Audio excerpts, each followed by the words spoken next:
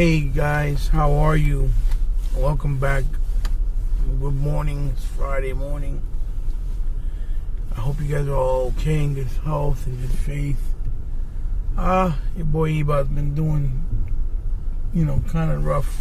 Been struggling with my pain and, my whole family, including myself. We got sick with stomach virus and it was really bad, and I'm still kind of recuperating from that. So you really haven't seen me around and doing stuff and, being in much of a mood of anything because you just don't feel well, so you're trying to recover and recuperate. But anyway, I want to come at you with a little video to give you guys kind of some thoughts from me, from some of the things going on.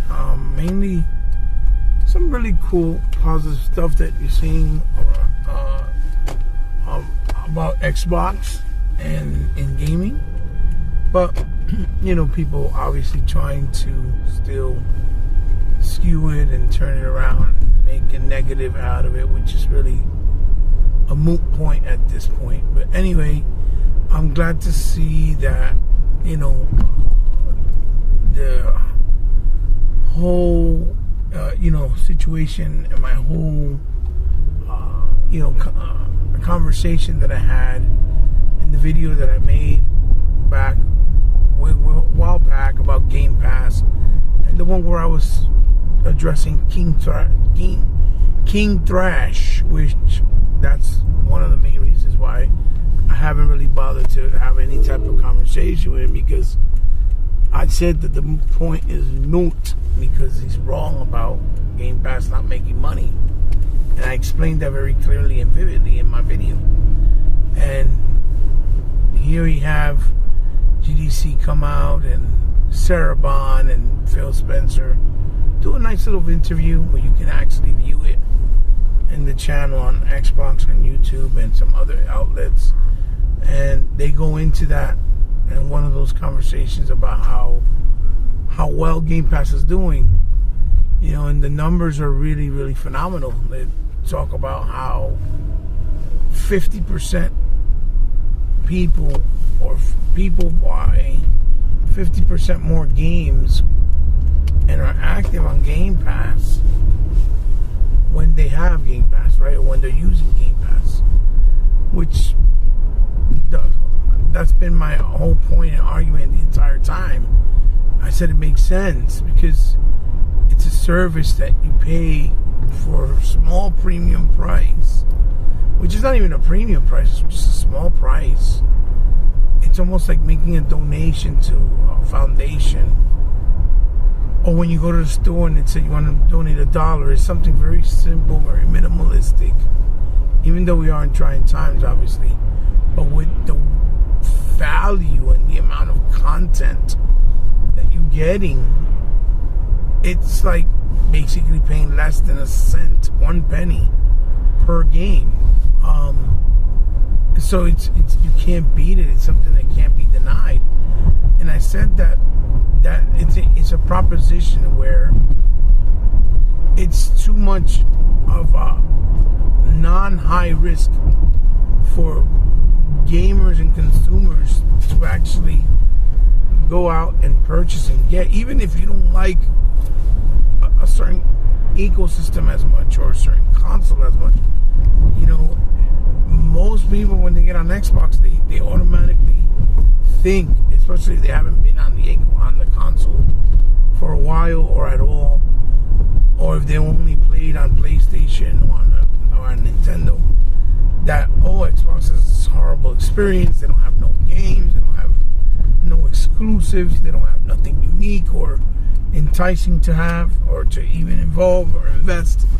And then they get the console and they see the freedom that it offers, right?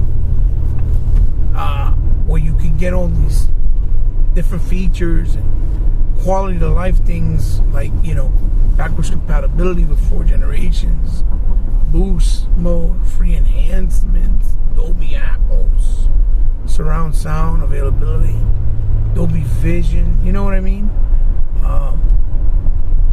The ability to go forward compatible with all peripherals that you had.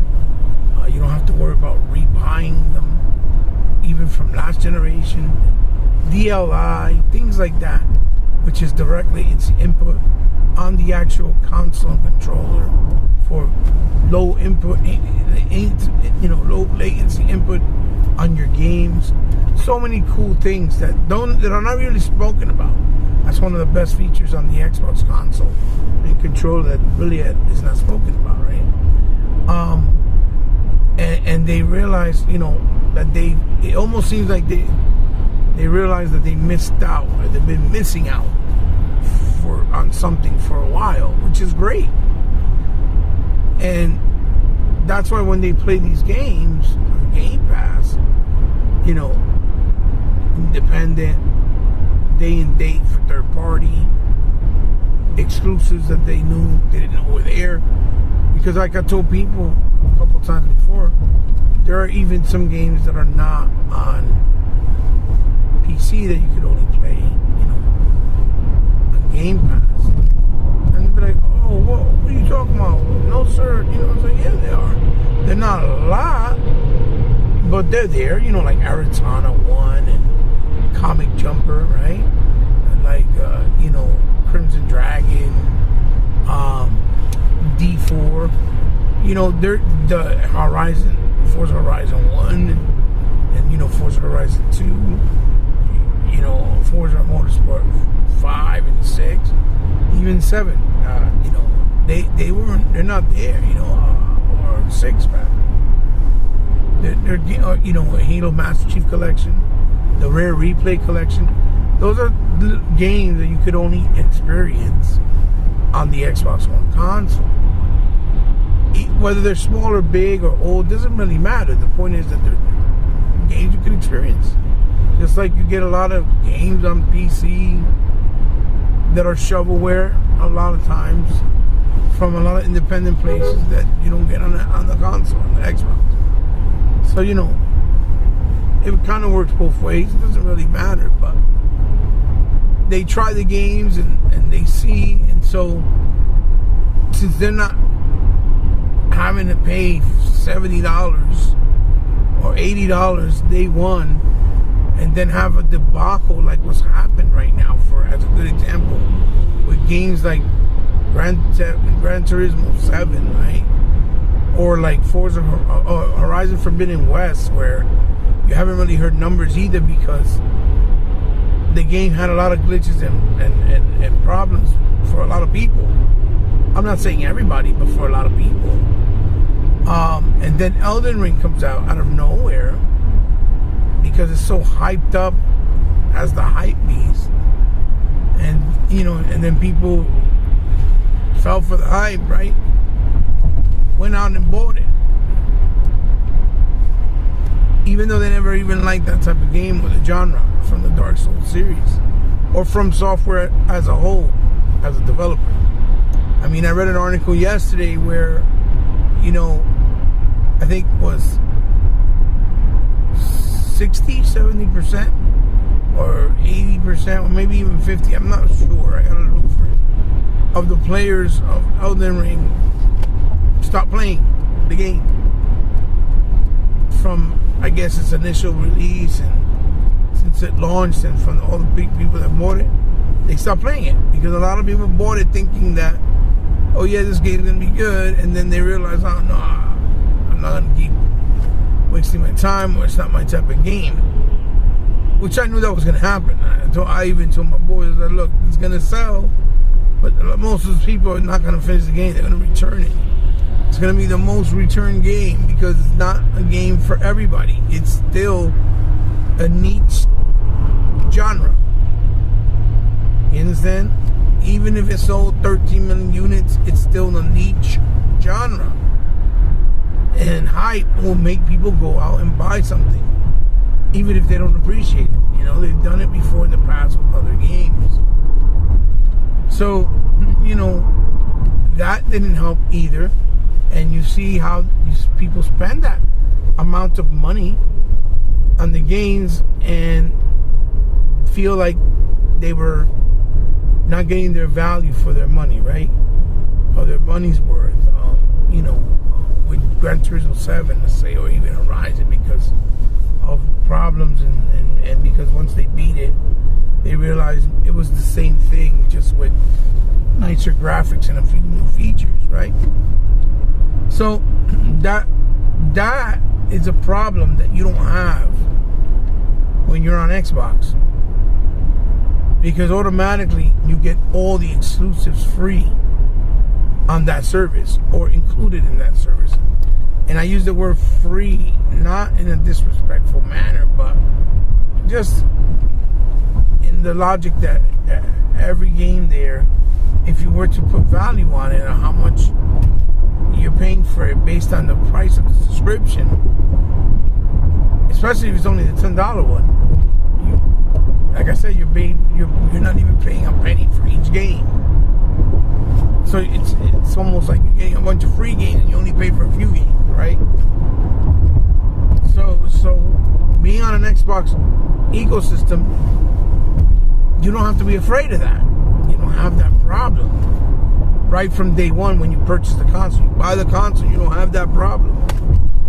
And this is what creates that traffic and that flow, and then that impulse of gamers wanting to buy more, because they'll try all these great games or games that they never tried out that they like and actually purchase those games. And since it's in the digital store, it's directly to the company and the developer, they make money. It's not like you're buying it through a third party where the money goes to them. Only the initial first sales they split with everybody, like the developer and companies. And then after that, whatever you buy from them, used or returned, only that third party company makes the money, like GameStop, for example. And this is why it's creating so much revenue, and that's fantastic. And it's great to see that what I said was true, and it was proven, and that they talked about it. I'm very happy that it's worked out. And again, that's why I haven't really discussed it further with King Thrash, because it's a moot point. They said it themselves, how much money he's making. So the other thing I wanted to talk about is, like, other positive thoughts. It's good to see that Tunic is getting good scores, even though Metacritic is not really important, but it was highly anticipated because it was announced a long while ago. It had a very charming look and feel, kind of like Zelda old school style, with the camera angle and the character design looking so unique and cute, or whatever the case you want to say. So it's good to see people are enjoying that, and that's an exclusive right now that it's only on Xbox. Whether it's timed or not, I'm not really sure just yet, but at the moment it's exclusive to Xbox, and it's something that only Xbox players can enjoy. And surprisingly, it was thrown on Game Pass. We didn't know that. We thought we were going to have to buy it day and day, and we didn't, which is great. It's also cool. So, it's good to see that is being enjoyed and embraced the way it should be, because what matters at the end of the day is games. Good games, not just graphics, or not just, hype, or not just, production value or budget value of a game. It should be about, if it's a good game, that's all that matters. And that's what Tunic seems to be offering. I downloaded it myself. I haven't been able to play it because, again, I've been doing other things and not feeling well, but I planned on playing it. And I also bought Submerged 2, which at the time was only a Stadia exclusive, and it came to Xbox and PlayStation and all that stuff recently. So I picked it up because I enjoyed the first game a whole lot, and I beat it. It's a beautiful game, different too. Also, I seen that one of the members and creators, I guess, from Gears, when it originally started, or at Coalition, announced that he came back. He's gonna work back on Gears, doing certain things. Not exactly sure what exactly, but art stuff, I guess, and direction. So that's great, because that means they must be working on pre-productions for Gears 6, or even the Gears movie. Maybe consultation, because they said they're going to talk about it soon, which is cool. And so it's nice to see that he came back, because, everybody was just wants to talk about how the people that, had initiative is losing workers, and they're only a small staff, and they lost all these workers in the span of a year, when that's something that's common, and it happens a lot in the video game space, especially when you're working on a big project, and there's a lot of creative talent that's like legendary or pioneers. So it creates conflict, because everybody wants to be kind of the leader, right? And in this case, you have to kind of be all the leader and work as one, and that's very difficult to do. In a lot of cases, it's like when you're doing a podcast and you don't really mesh well, or you can't do the flow between everybody more unified or smoothly.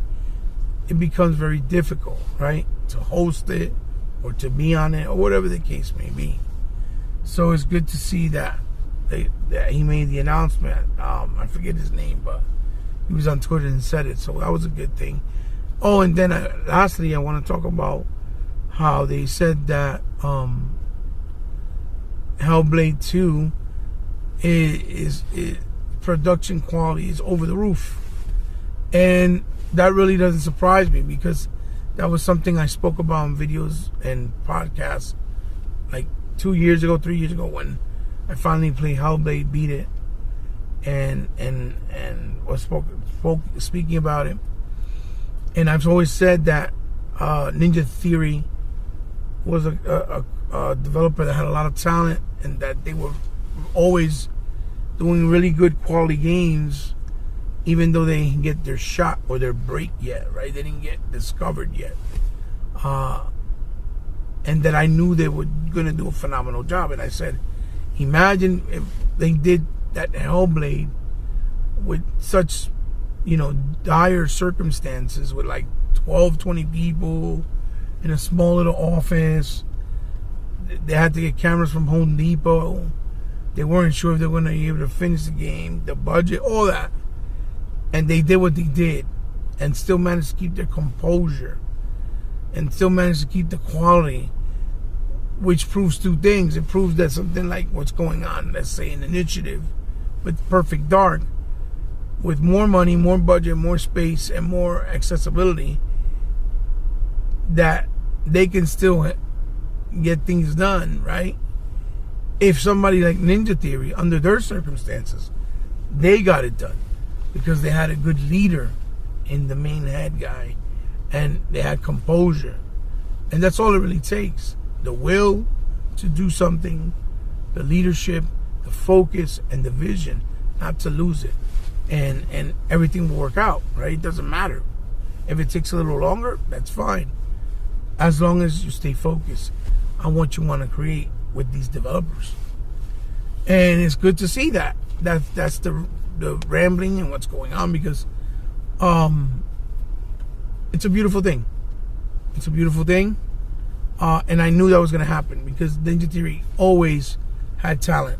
I said that from day one, with Enslave, and when I saw the work they did with, Heavenly Sword, even though it wasn't embraced and appreciated the way it should have.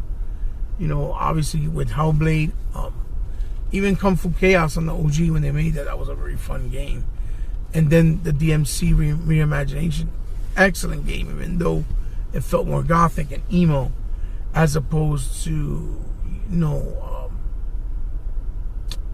the dark, edgier, gothic style of the originals, right? But they still managed to do a compelling combat system, right? So, I said it, once they got money, the time, the backing, the efficient backing, with the money, obviously, that they were going to do a really good job. And it seems like this is what's happening. And I'm glad to see that what I said is coming to fruition, because a lot of people probably never took that into consideration and took it seriously. And also, they were talking about that Playground Games is having a little trouble with the RPG elements of Fable, which is understandable because it's a new genre for them. But if they just focus on doing what they do best, like the world creating, the story, characters, and good gameplay, they could always get help with the elements and mechanics of the RPG, since they're really not that heavy anyway on Fable, like other ones, or like other RPGs, with the help of people like Obsidian and Avowed, and Bethesda, they come in and help them out, which is a good thing, that they all are in the same family and they can help each other out. So I don't think it's something to be worried about. I just think they're just trying to be transparent and let people know what's going on, because they haven't really heard from him yet.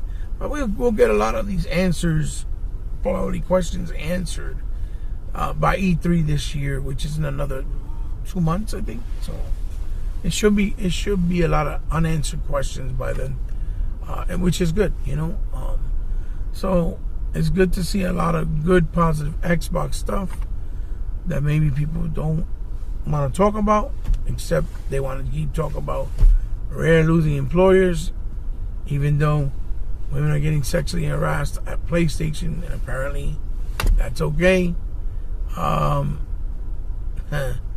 So let me know what you guys think about my thoughts and ideas about my opinions on the topics down in the description below. Give me a thumbs up if you liked the video. Give me a thumbs down if you didn't. Share it with someone you think might like it. Like I said, I'm in a lot of pain in my back right now, and my side. I can't even talk, and when I cough, everything just hurts. It's been rough, guys. It's been rough. Big shout outs to my brothers over there. Sega Man, who's been doing some awesome pickup videos and collection videos. Xbox All In, big shout out to him. E-Rock Unlimited, my brother Tuckmaster with the Lion's Den. Go check him out. He's doing some good stuff. 100 with the Xbox Got No Games podcast, obviously, and doing some Twitch streams. So go check him out. Just show some love and support to these good guys that are putting in work and not getting enough love back. So guys, have a blessed day. I'll see you soon. You can find me over there on Twitter under @most historian with a capital M and a capital H, everything else lowercase, or on Instagram under C_respect. Obviously on Xbox Live under Hebot8, and Nintendo Switch Hebot8, and on the PlayStation Network you can find me under alffellfromsky, all one word, all lowercase. Guys, I'll see you in the next one. Love you very much, and talk to you soon. Bye.